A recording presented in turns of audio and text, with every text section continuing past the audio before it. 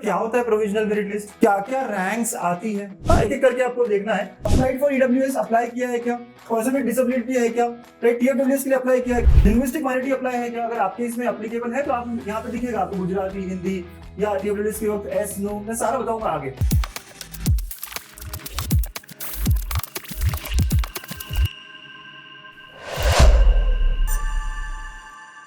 Hello बच्चों, क्या आपको पता है कि वेरिफिकेशन होने के बाद ये डॉक्यूमेंट्स के सारी चीजें एप्लीकेशन रजिस्ट्रेशन के बाद नेक्स्ट स्टेप क्या है? तो नेक्स्ट स्टेप आपने सुना होगा प्रोविजनल मेरिट लिस्ट।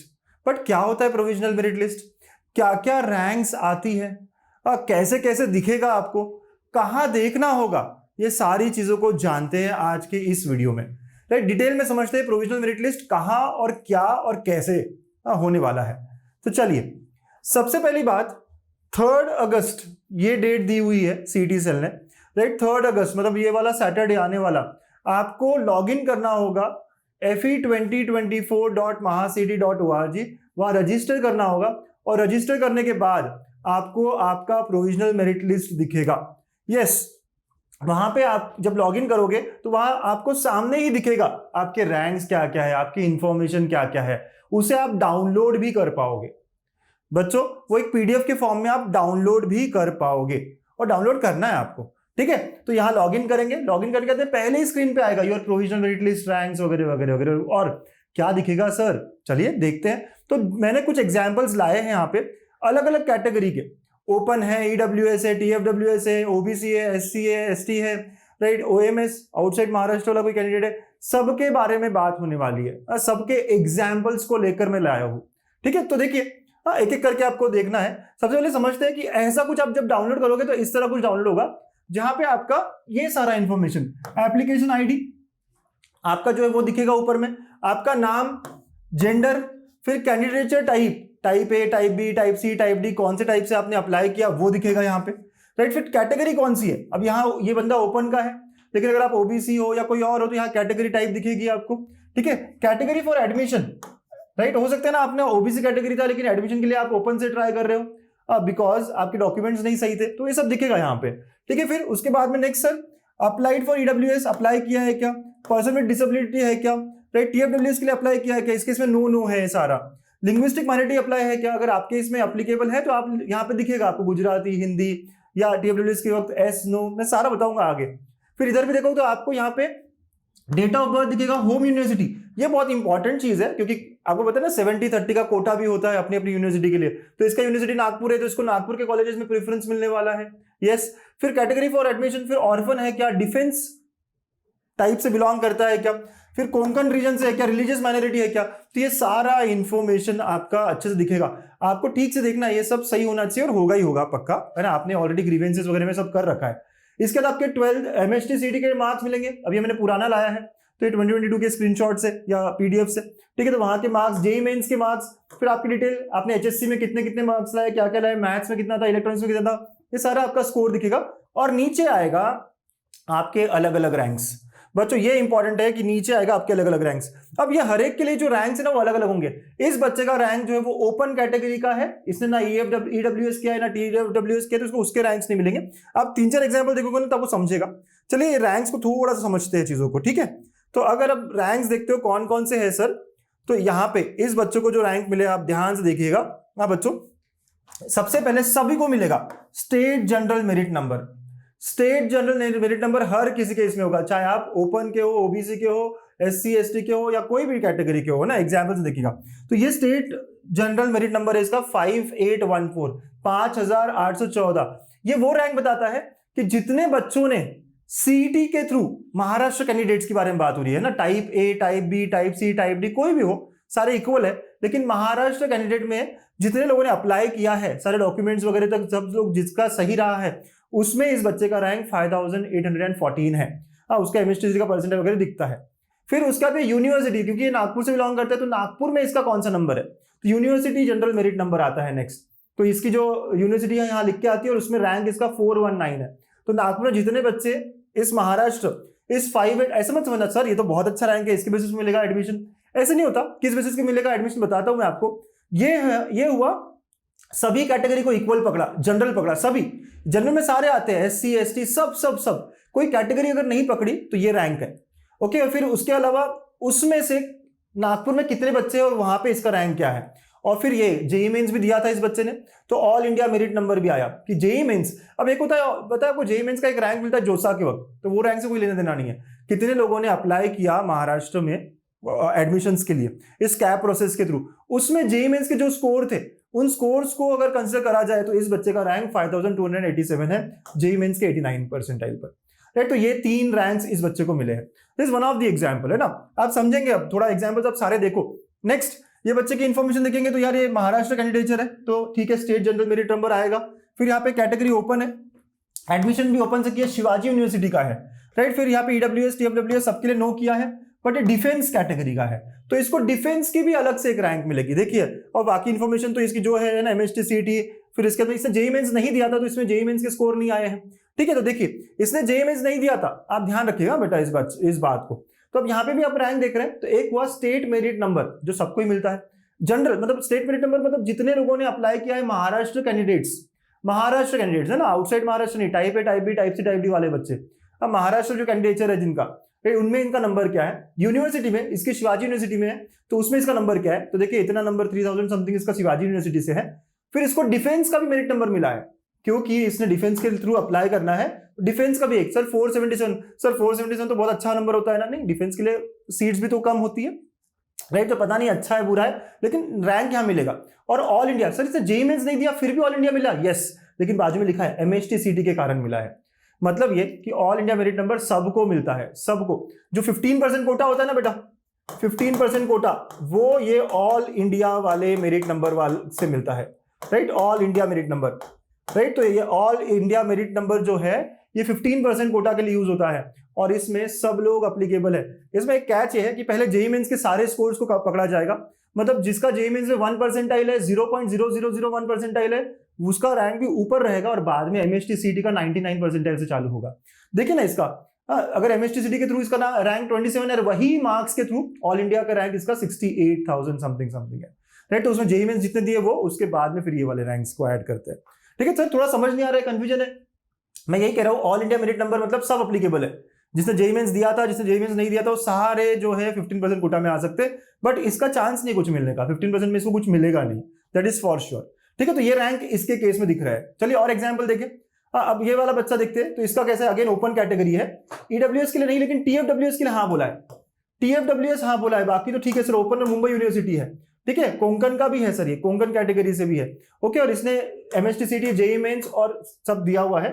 तो इफ यू चेक, हाँ बच्चों यहाँ पे अब देखो इसके केस में क्या क्या रैंक है। सबसे पहले जनरल मेरिट लिस्ट तो आएगा ही आएगा, मेरिट नंबर तो आएगा ही, यूनिवर्सिटी नंबर भी आया, राइट। देखो इसका 99.32 पे 1000 कुछ रैंक आया था, फिर 370। सर इस रैंक्स को मत देखना है, 2 साल पहले के, जो भी रैंक आएगा इन्फ्लेट होके आएगा, यस, ये 2 साल पहले के रैंक से, 2-3 साल पहले के रैंक से। तो आप ऐसा मत समझना कि ना इसका 1000 आया था तो मेरा भी 1000 आएगा ना, ये बात मत पकड़ना, ठीक है। फिर इसके में और कौन सा, तो टीएफडब्ल्यूएस, क्योंकि इसने टीएफडब्ल्यूएस के लिए हाँ कहा था तो इसको टीएफडब्ल्यूएस का अलग से रैंक मिलता है। तो अंडरस्टैंड कि बहुत सारे रैंक्स आते हैं। इसका कोंकण एरिया का भी है तो इसको कोंकण का भी एक है ना, एक रैंक आएगा, Konkan state general merit number. और फिर इसने जेईई मेंस के थ्रू है ना ऑल इंडिया मेरिट नंबर भी आएगा। तो टीएफडब्ल्यूएस दिया तो टीएफडब्ल्यूएस का रैंक आ गया, डिफेंस के थ्रू गया तो डिफेंस का रैंक आ गया। ये सारे ओपन के मैंने ऑप्शंस लिए, ये सारे मैंने ओपन के बच्चों के बारे में बताया है, ठीक है। यस सर, चलिए एक हाथ कैटेगरी का भी देखिए सर, पहले ओपन का एक और देख लेते हैं। ओपन का एक और देखते हैं। ये ऐसा बच्चा जिसने ईडब्ल्यूएस भी लिया है, ईडब्ल्यूएस के लिए भी हाँ बोला, टीएफडब्ल्यूएस के लिए हाँ बोला, लिंग्विस्टिक कैटेगरी माइनॉरिटी भी है इसका, राइट। तो ये सारी चीजें इसने देखी है। तो इस केस में आप देखो general merit number, university general merit number, ये हर एक केस में दिखा आपको। इस बार टीएफडब्ल्यूएस का भी क्योंकि इसने हाँ कहा था, और ईडब्ल्यूएस का भी मेरिट नंबर अलग आता है। सो टीएफडब्ल्यूएस, ईडब्ल्यूएस दोनों से आप अप्लाई कर सकते हो क्या? हाँ कर सकते हैं। दोनों का रैंक अलग अलग आता है। यस सर, इसका क्या फायदा है? टीएफडब्ल्यूएस तो आपको पता है अलग सीट होती है। हाँ, टीएफडब्ल्यूएस के बच्चों के लिए अलग ही सीट रखी जाती है, राइट। ये हमारी टोटल सीट से भी एडिशनल सीट होती है, लेकिन ईडब्ल्यूएस हमारे नॉर्मल कोटा में ही आता है, राइट। आई एम श्योर आपको टीएफडब्ल्यूएस, ईडब्ल्यूएस के बारे में पता है, अलग से वीडियोस डाले हैं हमने, ठीक है। और ऑल इंडिया मेरिट नंबर। तो मैं यहाँ ये बताना चाहता हूँ कि आपको बहुत सारे रैंक दिखेंगे, लेकिन आपको कंफ्यूजन में नहीं जाना है। अभी तो बस ये 5-6 रैंक दिख रहे हैं इस बच्चे को, राइट। अब और भी देखेंगे आप। अच्छा, आगे कैटेगरीज का देखने से पहले यहाँ मैंने ओपन का अलग अलग बताया। मैंने बताया आपको ओपन में ईडब्ल्यूएस, ओपन में टीएफडब्ल्यूएस, ओपन में कुछ भी ना हो, हाँ, तो कैसे अलग अलग रैंक्स कितने दिखते हैं आपको, डिफेंस वगैरह वगैरह।